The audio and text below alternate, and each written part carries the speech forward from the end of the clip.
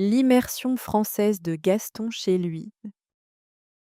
La décision de Gaston. Gaston est un étudiant universitaire en Espagne, inscrit dans une filière de commerce international. Depuis longtemps, il s'intéresse aux langues étrangères, mais le français occupe une place particulière dans son esprit. Il associe cette langue à la culture, à la littérature et aux opportunités professionnelles en Europe.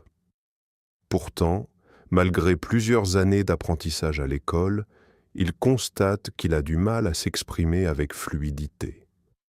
Il comprend les règles de grammaire et reconnaît de nombreux mots, mais lorsqu'il doit parler, il hésite, cherche ses mots et perd confiance. Un jour, après un cours particulièrement frustrant, Gaston réfléchit à sa manière d'apprendre. Il se rend compte que son problème ne vient pas d'un manque de connaissances, mais plutôt d'un manque de pratique réelle. En Espagne, il est entouré d'Espagnols à tout moment, dans la rue, à l'université, chez lui. Le français reste une matière scolaire, limitée à quelques heures par semaine. Il comprend alors qu'il ne suffit pas d'étudier une langue, il faut aussi la vivre au quotidien. Cette idée marque un tournant dans son apprentissage. Gaston commence à observer ses habitudes avec attention. Il remarque qu'il passe beaucoup de temps sur son téléphone, qu'il regarde des vidéos en espagnol et qu'il écoute de la musique dans sa langue maternelle. Tout son environnement renforce naturellement son espagnol, mais ne laisse aucune place au français. Cette prise de conscience le pousse à envisager une solution différente. Plutôt que d'attendre un séjour en France, qu'il ne peut pas se permettre pour le moment, Gaston décide de créer un environnement francophone chez lui.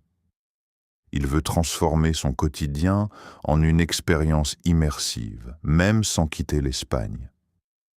Cette idée lui semble à la fois ambitieuse et stimulante. Il sait que ce ne sera pas facile, car cela implique de changer ses habitudes et de sortir de sa zone de confort. Il commence alors à établir un plan simple mais précis. Son objectif n'est pas de tout changer en un jour, mais de modifier progressivement son environnement. Il veut que le français devienne une présence constante dans sa vie. Pour lui, il ne s'agit plus seulement d'apprendre une langue, mais de l'intégrer dans ses actions quotidiennes, ses pensées et ses routines. En prenant cette décision, Gaston ressent un mélange d'enthousiasme et d'incertitude. Il ne sait pas exactement quel résultat il obtiendra, mais il est convaincu que cette approche est plus proche de la réalité d'une immersion linguistique. À partir de ce moment, il s'engage sérieusement dans ce projet personnel, déterminé à transformer son apprentissage du français en une expérience vivante et continue. Un appartement devient français. Après avoir pris sa décision, Gaston commence à transformer son appartement en un véritable espace d'apprentissage. Il ne cherche pas à tout changer immédiatement, mais il avance étape par étape, avec méthode et discipline.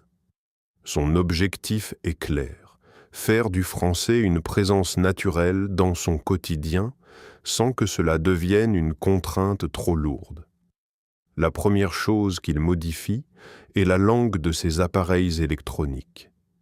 Il change les paramètres de son téléphone, de son ordinateur et de ses applications principales en français. Au début, cette simple action lui paraît déstabilisante. Les menus, les notifications et les options lui semblent soudain plus complexes. Cependant, il comprend rapidement que cette difficulté fait partie du processus. Chaque fois qu'il utilise son téléphone, il est obligé de lire et de reconnaître des mots français, ce qui renforce progressivement sa compréhension. Ensuite, Gaston s'intéresse à son environnement physique. Il décide d'étiqueter les objets de son appartement avec des mots français. Sur la porte, il écrit « la porte », sur la table, et sur le réfrigérateur, le réfrigérateur. Ces petites étiquettes deviennent des rappels constants. Même sans faire d'efforts particuliers, il voit et mémorise ces mots plusieurs fois par jour. Cette technique simple lui permet de renforcer son vocabulaire de manière naturelle et répétée. Parallèlement, il modifie ses habitudes de consommation de contenu. Il remplace progressivement les vidéos en espagnol par des vidéos en français. Au début, il choisit des contenus simples, adaptés à son niveau, afin de ne pas se décourager. Il regarde également des séries françaises avec des sous-titres en français, ce qui lui permet de faire le lien entre les mots écrits et leur prononciation. Même s'il ne comprend pas tout, il s'habitue au son, au rythme et à l'intonation de la langue. La musique joue aussi un rôle important dans son immersion. Gaston commence à écouter des chansons françaises pendant ses moments de détente. Il lit les paroles, essaie de comprendre leur sens et répète certaines phrases. Petit à petit, ces expressions restent dans sa mémoire et enrichissent son vocabulaire. En cuisine, il décide d'aller encore plus loin. Il suit des recettes écrites en français et regarde des vidéos culinaires françaises. Cette activité lui permet d'associer la langue à des actions concrètes. Les mots ne sont plus abstraits, ils prennent un sens dans un contexte réel. Cela rend l'apprentissage plus vivant et plus motivant. Au fil des jours, son appartement change d'atmosphère. Sans quitter l'Espagne, Gaston a l'impression d'avoir créé un petit espace francophone. Cette transformation n'est pas seulement matérielle, elle influence aussi son état d'esprit. Il commence à penser davantage en français, même pour des choses simples. Grâce à ces ajustements progressifs, le français devient peu à peu une partie intégrante de sa vie quotidienne. Les premiers jours difficiles. Malgré sa motivation et l'organisation de son nouvel environnement, les premiers jours d'immersion se révèlent plus difficiles que Gaston ne l'avait imaginé. Dès le début, il ressent une certaine fatigue mentale. Chaque action quotidienne, même la plus simple, demande désormais un effort supplémentaire. Lire un message sur son téléphone, comprendre une notification ou chercher une fonction devient plus lent et parfois frustrant. Là où tout était automatique en espagnol, il doit maintenant réfléchir, analyser et parfois deviner. Cette sensation d'effort constant crée une forme de tension. Gaston se rend compte qu'il ne peut pas maintenir le même rythme que d'habitude. Il passe plus de temps sur des tâches simples, ce qui perturbe son organisation.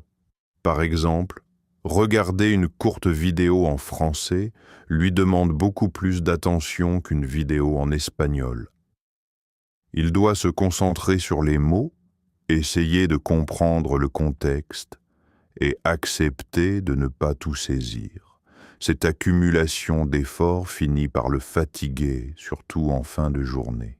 Un autre défi important est le sentiment d'incompréhension. Même si Gaston reconnaît certains mots, il lui arrive souvent de perdre le fil d'une phrase ou d'un contenu. Cette situation le frustre, car il a l'impression de ne pas progresser aussi vite qu'il le souhaite. Par moments, il doute de sa méthode. Il se demande si cette immersion, qu'il a lui-même créée, est réellement efficace ou si elle complique inutilement son apprentissage. À cette difficulté s'ajoute un sentiment d'isolement linguistique. Contrairement à une immersion dans un pays francophone, Gaston ne peut pas interagir naturellement avec des locuteurs natifs dans son environnement immédiat. Il est seul face à la langue, entouré d'objets, d'écrans et de contenus en français, mais sans véritable échange humain. Cette absence de communication réelle rend parfois l'expérience moins vivante et plus exigeante sur le plan psychologique. Cependant, au lieu d'abandonner, Gaston commence à ajuster sa manière de travailler. Il comprend que l'immersion ne signifie pas qu'il doit tout comprendre immédiatement. Il accepte progressivement l'idée que l'incompréhension fait partie du processus. Il apprend à se concentrer sur l'essentiel, à repérer des mots-clés et à tolérer les zones d'incertitude. Cette approche lui permet de réduire la pression qu'il s'impose. Il décide également de mieux gérer son énergie. Plutôt que de forcer une immersion totale du matin au soir, il organise des moments spécifiques dédiés au français, alternés avec des périodes de repos. Cette stratégie lui permet de maintenir sa motivation sans s'épuiser. Il réalise que la régularité est plus importante que l'intensité excessive. Au fil des jours, ces ajustements commencent à produire des effets. Même si les difficultés sont toujours présentes, elles deviennent plus supportables. Gaston s'habitue peu à peu à cette nouvelle façon de fonctionner. Certains mots lui semblent plus familiers, certaines expressions reviennent régulièrement, et il commence à ressentir de petites améliorations. Ces premiers jours difficiles jouent finalement un rôle essentiel dans son apprentissage. Ils lui apprennent la patience, la persévérance et l'importance d'adapter ses méthodes. Grâce à cette phase initiale, Gaston comprend que l'immersion n'est pas un processus immédiat, mais un chemin progressif fait d'efforts, d'erreurs et de petites victoires. Les petites habitudes quotidiennes. Après avoir surmonté les premières difficultés, Gaston comprend que la clé de son immersion ne réside pas dans des efforts exceptionnels, mais dans la régularité de petites actions quotidiennes. Il décide alors de structurer ses journées autour de routines simples, faciles à maintenir sur le long terme. Plutôt que de chercher des progrès rapides, il privilégie la constance et la répétition. Chaque matin, dès son réveil, Gaston commence sa journée en français. Il consulte la météo sur son téléphone, lit quelques titres d'actualité et parcourt des messages écrits en français. Ce moment, encore calme, lui permet de se mettre progressivement dans un état d'esprit francophone. Même si sa compréhension n'est pas parfaite, il reconnaît de plus en plus de mots et se sent moins intimidé par la langue. Au cours de la journée, il intègre le français dans ses activités habituelles. Lorsqu'il prépare ses repas, il suit des recettes en français et essaie de nommer les ingrédients dans cette langue. En faisant ses courses, il pense aux mots français correspondant aux produits qu'il voit. Ces gestes, en apparence anodins, renforcent son vocabulaire de manière concrète et contextuelle. Les mots ne sont plus seulement appris dans un livre, ils sont associés à des actions et à des objets réels. Gaston prend également l'habitude de consacrer un moment à l'écoute active. Chaque jour, il écoute des podcasts ou regarde de courtes vidéos en français. Il ne cherche pas à tout comprendre, mais il se concentre sur l'idée générale et sur certains mots-clés. Parfois, il répète à voix basse des phrases qu'il entend afin de s'habituer à la prononciation. Cette pratique régulière améliore progressivement sa compréhension orale et sa fluidité. L'écriture devient aussi une partie importante de sa routine. Chaque soir, Gaston rédige quelques lignes dans un journal personnel en français. Il y décrit sa journée, ses activités et ses impressions. Au début, ses phrases sont simples et parfois incorrectes, mais il persévère. Il utilise des outils pour vérifier ses erreurs et essaie de reformuler ses idées de manière plus claire. Ce travail quotidien lui permet de mieux structurer sa pensée en français. Peu à peu, ses habitudes s'intègrent naturellement dans sa vie. Elles ne lui semblent plus aussi exigeantes qu'au début. Au contraire, elles deviennent presque automatiques. Le français n'est plus une activité séparée, limitée à un moment précis de la journée, mais une présence continue qui accompagne ses actions. Gaston remarque également un changement dans sa manière de percevoir la langue. Il commence à reconnaître des expressions sans avoir besoin de les traduire mentalement. Certains mots lui viennent spontanément à l'esprit, surtout lorsqu'ils sont liés à des situations qu'il vit régulièrement. Cette évolution lui donne un sentiment de progrès concret et renforce sa motivation. Ces petites habitudes quotidiennes jouent un rôle fondamental dans son apprentissage. Elles créent une immersion progressive, sans pression excessive, et permettent à Gaston de développer ses compétences de manière équilibrée. Grâce à cette approche, il comprend que l'apprentissage d'une langue ne dépend pas seulement du temps consacré, mais surtout de la manière dont ce temps est utilisé. Le progrès de Gaston. Après plusieurs semaines de pratique régulière, Gaston commence à percevoir des changements concrets dans sa manière d'apprendre et d'utiliser le français. Ces progrès ne sont pas spectaculaires ni immédiats, mais ils sont suffisamment visibles pour renforcer sa motivation. Ce qui le frappe le plus, c'est la transformation progressive de sa compréhension. Là où il devait auparavant analyser chaque mot, il parvient désormais à saisir le sens général d'un texte ou d'un message sans effort excessif. Cette évolution est particulièrement notable lorsqu'il consomme du contenu en français. Les vidéos et les podcasts, qui lui semblaient autrefois rapides et difficiles à suivre, deviennent plus accessibles. Il reconnaît des expressions familières, identifie des structures grammaticales et anticipe parfois la suite d'une phrase. Cette capacité à prévoir et à comprendre sans traduire systématiquement marque une étape importante dans son apprentissage. Gaston observe également une amélioration dans son vocabulaire actif. Les mots qu'il a rencontrés à plusieurs reprises dans différents contextes commencent à s'ancrer durablement dans sa mémoire. Il n'a plus besoin de chercher constamment ces mots lorsqu'il écrit dans son journal. Ses phrases deviennent plus fluides et il commence à utiliser des expressions variées.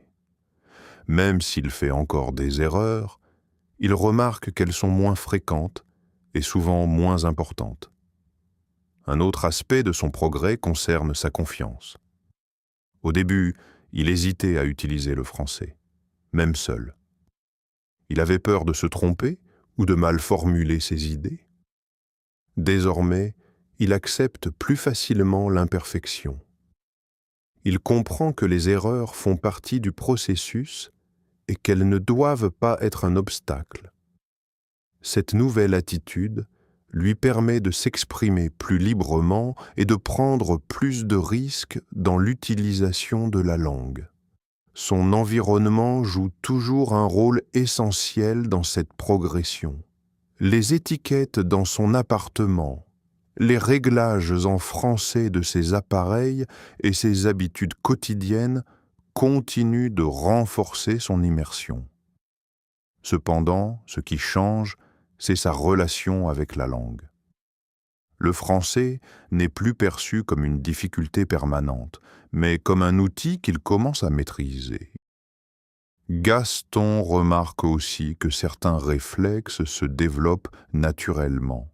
Par exemple, lorsqu'il voit un objet ou effectue une action, le mot français correspondant lui vient parfois immédiatement à l'esprit. Ce phénomène, qui lui semblait impossible au début, devient de plus en plus fréquent. Il commence même à penser en français dans certaines situations simples, sans passer par l'espagnol. Ces progrès, bien que progressifs, confirment l'efficacité de son approche. Ils montrent que l'immersion, même dans un environnement non francophone, peut produire des résultats réels si elle est pratiquée avec régularité et patience. Pour Gaston, cette évolution représente une étape importante. Elle lui donne la preuve qu'il est capable d'avancer et qu'il peut continuer à améliorer son niveau avec le temps et la persévérance. Pensez en français. Au fil du temps, Gaston remarque un changement plus profond que les progrès visibles dans son vocabulaire ou sa compréhension.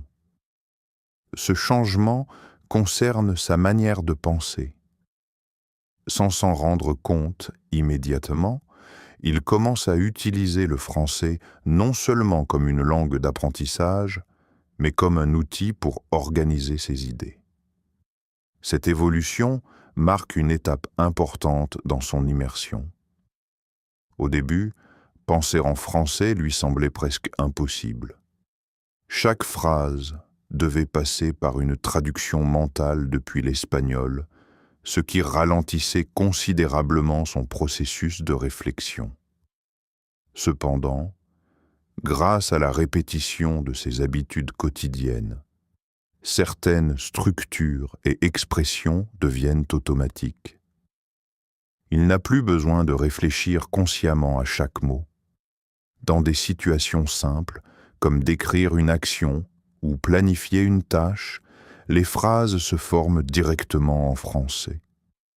Ce phénomène apparaît d'abord de manière sporadique. Par exemple, en préparant un repas, il pense naturellement à des expressions liées à la cuisine. Lorsqu'il organise sa journée, il utilise mentalement des verbes et des structures qu'il a souvent rencontrées. Ces moments restent courts, mais ils deviennent progressivement plus fréquents. Gaston réalise que son cerveau commence à intégrer le français comme une langue fonctionnelle. Cette transformation influence également sa manière d'apprendre. Au lieu de mémoriser des règles de manière abstraite, il comprend les structures grammaticales dans un contexte réel. Il reconnaît ce qui sonne juste sans toujours pouvoir expliquer pourquoi. Cette intuition linguistique, encore fragile, lui permet de gagner en fluidité et en spontanéité. En même temps, Gaston devient plus conscient des limites de son niveau. Lorsqu'il essaie de penser à des idées plus complexes, il revient encore à l'espagnol. Il lui manque parfois le vocabulaire ou les structures nécessaires pour exprimer certaines nuances. Cependant, au lieu de considérer cela comme un échec, il y voit une indication claire de ce qu'il doit améliorer. Ces limites deviennent des objectifs concrets pour la suite de son apprentissage. Penser en français change aussi son rapport à la langue. Le français n'est plus seulement un objet d'étude ou une compétence académique, mais une partie intégrée de sa vie quotidienne. Il l'utilise pour réfléchir, organiser ses actions et interpréter certaines situations. Cette intégration progressive renforce sa motivation et lui donne une nouvelle perspective sur l'apprentissage des langues. Avec le temps, Gaston comprend que cette capacité à penser en français est le résultat de tous les efforts qu'il a fournis. Elle ne s'est pas développée du jour au lendemain, mais grâce à une exposition constante et à une pratique régulière. Cette étape représente pour lui une forme d'aboutissement, mais aussi un nouveau point de départ. Elle lui montre qu'il peut continuer à progresser et atteindre un niveau encore plus avancé. Ainsi, sans avoir quitté l'Espagne, Gaston a réussi à créer une véritable immersion linguistique. En intégrant le français dans ses pensées, il a franchi une étape essentielle, celle qui transforme une langue étrangère en un moyen naturel d'expression et de réflexion. This is the end of the video. If you like our method, please hit the subscribe button and turn on notifications to stay updated with the latest learning videos.